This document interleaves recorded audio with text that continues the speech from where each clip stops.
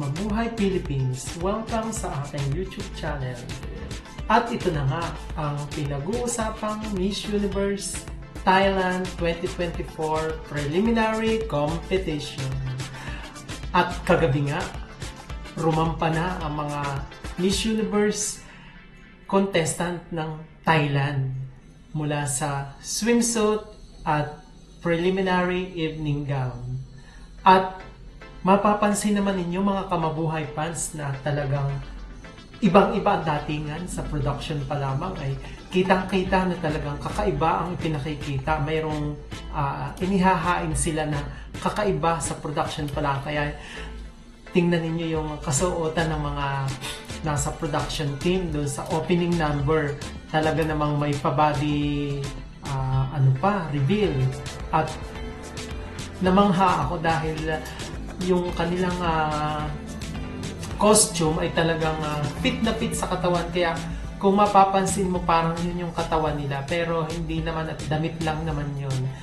At itong singer na nasa production number, parang si Marina Summer ng MUPH 2024. At isa lang sa napansin ko na yung suot na red nitong singer na ito ay walang pinagkaiba dun sa sinuot ng Miss Universe Thailand contestant nung 2018 na si Ming, na talagang ganyan-ganyan talaga yung design, ganyan din yung kulay, tsaka yung mga sequence nung damit nitong singer na ito.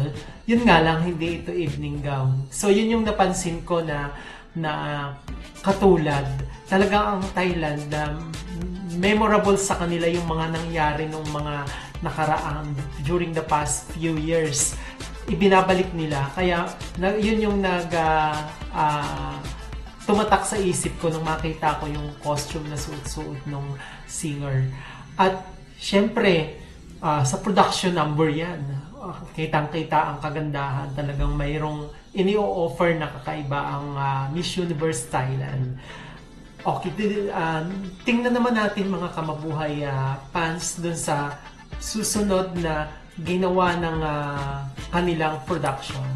At ito na nga, lumabas na si Miss Opal Susyata. Nung napansin ko, si Opal Susyata talagang Catriona Gray vibes din ang dating niya. Lalo na yung kanyang buhok, yung kanyang pag-slow-mo, talagang Catriona Gray na Catriona Gray. Pero napansin ko rin na talagang ang Miss Universe Thailand ay hindi rin na basta-basta nag-change ng kanilang swimwear. Kasi during the past few years, laging ganito yung kanilang swimsuit na isinusuot ng kanilang mga contestant.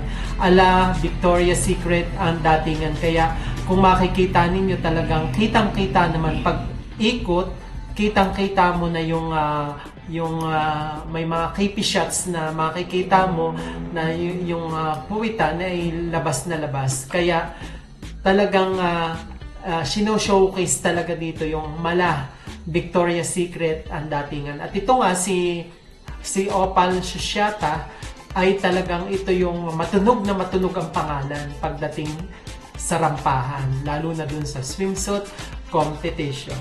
So, tingnan naman natin mga kamabuhay fans ang kanyang sinuot na evening gown. Kung mapapansin ninyo, ang kanyang evening gown ay talagang daring na daring din ang dating. Kitang-kita na yung kaseksihan din. So, syempre, natural na lang yung color niyan at may pagka-Catriona vibes din ang datingan. Yung talagang sino-showcase niya yung na ma-fit sa kanyang katawan ang kanyang evening gown na isinuot during the preliminary competition. At ito nga mga kamabuhay Philippines, talagang nung tingnan ko rin yung mga sinuot ng mga past few candidates ng Miss Universe Thailand mula kay Miss Universe 2022 na si Anna Suraiman at saka si Antonia Forsyth at saka ngayon ay diyan si Opal Susyata parehong-pareho ang vibes ng kanilang preliminary evening gown. Kaya talagang kung mapapansin mo, talagang swak na swak at talagang may edge talaga. Talagang aabante itong si Opal Susyata na maka-advance sa top 10 or di kaya top 5 ng MUT Thailand. At syempre, kung mapapansin rin naman ninyo, may ibubuga na rin naman talaga sa pasarela pa lamang. Talagang kuhang-kuha niya ang mata. Kuhang-kuha niya ang judges' attention dahil pa lamang sa kanyang mga ipinakikitang kagandahan. At syempre, ginagawa niya ang lahat upang makuha niya ang titulo ng Miss Universe Thailand na talagang malaking cash prizes. Siya na ba talaga ang magsusuot ng Starlight Crown na mula sa ginawa ni Mawad? Ang Mawad, ito yung gumagawa ng crown, jewelry na isusuot or iko-corona sa mga nagwawaging Miss Universe Thailand. Kaya nga nung nabanggit ko dun sa previous videos ko na yearly pinapalitan ng Miss Universe Thailand organization ang kanilang corona. Kaya kung mapapansin din ninyo, iba-iba. So, syempre, kung iisipin natin, parang hindi natin nakikita yung pagiging antique nito.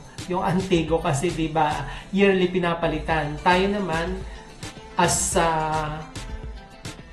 a beauty pageant enthusiast, nakikita natin yung sentimental value kapag as long as na tumatagal yung corona, doon natin nakikita na may sentimental value na ito. Lalo na't sinusuot ng mga nagdaraang winners, previous winners. Kapag sinusuot ng mga previous winners, talagang nakikita natin na may sentimental value na ito. Lalo na't isinusukat natin sa ulo ng mga nananalo at ng previous winner. At isa pa rin na talagang labang-laban ito si Opal Susyata ay talagang kitang-kita naman sa kanyang kasuotan ang kanyang ipinamalas na kaseksihan. Talagang caring-caring naman ang ating ninyo na talagang pumasok sa semifinals ang lola ninyo. So at syempre, gaya ng Miss Universe organization, itong si Mawad, yung tagagawa ng kanilang crown, ay naglunsad rin ng tinatawag na Voice for Change. At isa sa mga ginawa rin dito sa Miss Universe Thailand, sapagkat si Mawad ay nakabase sa Thailand. So, tinulad rin nila yung pa-contest sa Miss Universe na nagagawa or siya yung magi-sponsor ng Voice for Change. So, itong Voice for Change ay isang award na ibinibigay sa mga contestant na kung saan ay nakagawa ng kakaiba, yung kakaibang katangian based from their advocacy. At dito nga parang pumili, I think, 10 ang pinili nila na Voice for Change na kinakailangan magpakita something different. Mayroon kang nagawang something different sa iyong advocacy na naipakita mo na nakatulong ka para sa iyong mga kababayan. At ito nga, isa nga sa maswerteng nakapili at nakasungkit ng mga isa sa 10 na Voice for Change ay itong si Opal Susyata. At mapapansin naman ninyo mga kamabuhay Philippines na ini-award sa kanya ni Mawad ang sash and also cash prizes ng kanyang Voice for Change. At syempre, siguro hindi ko pa masyadong nakikita or naririnig ang kanyang Voice for Change, yung video niya about advocacy. Pero pag may time ako, aking panunuorin at ibabahagi ko sa inyo bakit ba si Opal Susyata ay nanalo sa Voice for Change. At take note mga kamabuhay fans, gold ang kanyang napanalo ng Voice for Change. Kaya syempre kapag nasa gold na, kakaiba na yon, talagang mayroon ka ng slot sa top 10. So, yun. At ako'y masaya naman sa performance ni Opal Sociata mula doon pa lamang sa kanyang swimsuit and then evening gown. And then ngayon, nga naman, nakatanggap naman siya ng award na ito yung Voice for Change at Gold.